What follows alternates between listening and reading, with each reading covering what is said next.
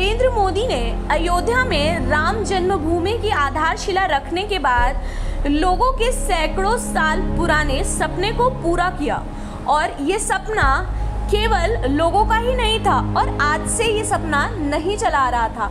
ये लड़ाई 492 सालों की थी और इसको लोगों ने लड़ा और आज ये लड़ाई सफल हुई है। 5 अगस्त 2020 को देश की राजनीति ही नहीं बल्कि भारतीय समाज के बीच एक ऐसा समय आया जिसे भूला नहीं जा सकता है। ये ऐतिहासिक दिवस के रूप में पहचाना जाएगा। राम मंदिर के साथ ही क्या बीजेपी के सारे सपने साकार हो गए हैं या फिर अभी भी कुछ राजनीतिक लक्ष्य बचे हैं जिन्हें अभी एकत्रित करना जरूरी है। स्वतंत्रता आंदोलन के दौरान महात्मा गांधी और जवाहरलाल नेहरू ने कांग्रेस को मजबूत बनाया, जो 1947 आज़ादी के बाद भी जारी रहा और कांग्रेस का एक छत्र राज पूरे देश में कायम रहा। इसका नतीजा यह रहा कि हिंदू महासभा और राष्ट्रीय स्वयंसेवक संघ अपनी विचारधारा को साकार करने के लिए भारतीय राजनीति में नहीं स्थापित हो पाई। जनसंघ ने जमाने से जम्मू कश्मीर में अनुच्छेद 370 हटाने का एजेंडा शामिल किया था, जिसे बीजेपी ने अपनी बुनियादी पढ़ने के साथ ही अपना लिया था। हालांकि बीजेपी को यह बात भी बखूबी समझ रही है कि महज 370 के सहारे सत्ता पर काबिज नहीं हुआ जा सकता। ऐसे में बीजेपी ने देश में जनभावनाओं से जुड़े हुए राम मंदिर मुद्दे को महज अपने एजेंडे में शामिल ही नहीं किया बल्कि आंदोलन के रूप में चलाया, जिसका उसे जबरदस्त सियासी फायदा भी मिला। शाहबानों के मामले में पूर्व प्रधानमंत्री राजीव गांधी ने 3 तलाक को लेकर सुप्रीम कोर्ट का फैसला पलट दिया था। तब से बीजेपी ने इसे अपने कोर एजेंडे में शामिल कर लिया था। इन मुद्दों को अमली जामा पहनाने का प्रचार प्रसार कर सत्ता में आज बीजेपी पूर्ण बहुमत के साथ काबिज है। वरिष्ठ पत्रकार ये मानते हैं कि 2019 के लोकसभा चुनाव में जिस तरह से बीजेपी के पक्ष में नतीजे आए, उससे सहयोगी दलों पर पार्टी की निर्भरता कम हुई।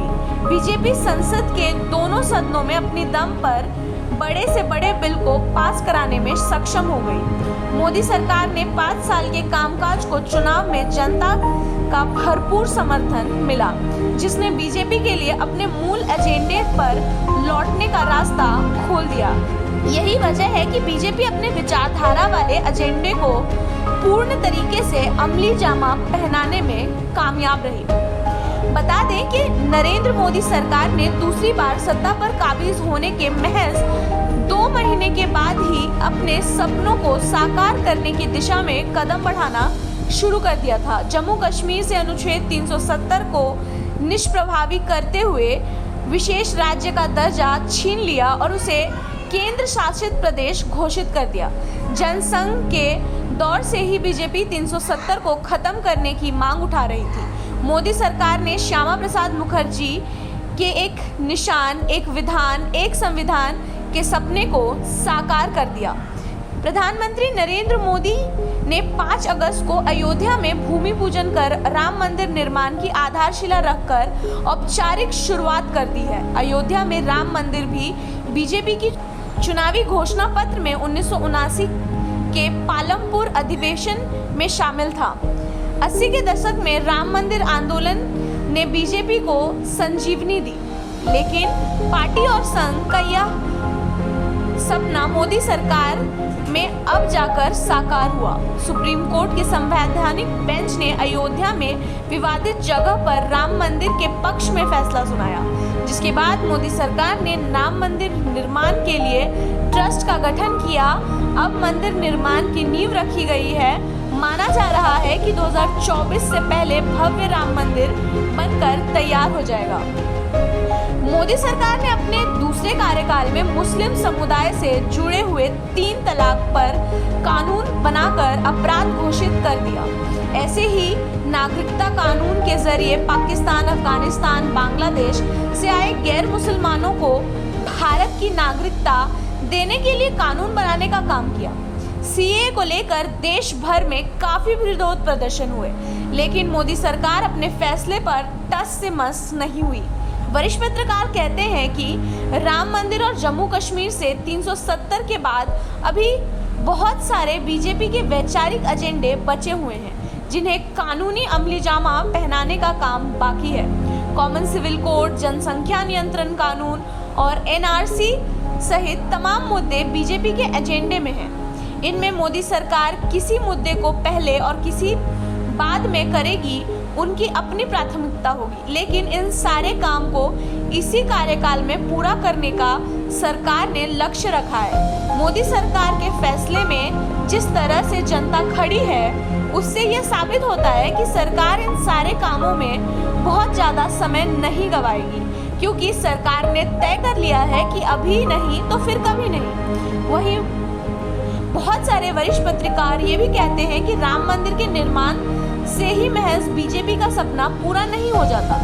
बीजेपी के एजेंडे में वो तमाम मुद्दे हैं जिन्हें राष्ट्रीय स्वयंसेवक संघ अपनी विचारधारा के जुड़े जमाने में बाधक मानती है, जिनमें राम मंदिर को महज प्रतीक के तौर पर, लेकिन देश में सभी के लिए एक संविधान हो, वो भी बहुसंख्यक समुदाय ने अनुकूल हो, यानी कि यूनिफॉर्म सिविल कोड को लागू करना मोदी सरकार का अब अगला लक्ष्य होगा। आरएसएस और बीजेपी के संगठन से जुड़े हुए तमाम नेताओं ने राम मंदिर के भूमि पूजन के पहले ही काशी और मथुरा की बात उठानी शुरू कर दी थी। इसके अलावा संघ प्रमुख से लेकर पीएम मोदी ने राम मंदिर की आधारशिला रखने के साथ ही जिस तरह से नए भारत की बात कही है वो कैसा होगा और उसका स्वरूप कैसा होगा, इसका जिक्र नहीं किया गया। क्या संघ की परिकल्पना पर आधारित नया भारत होगा?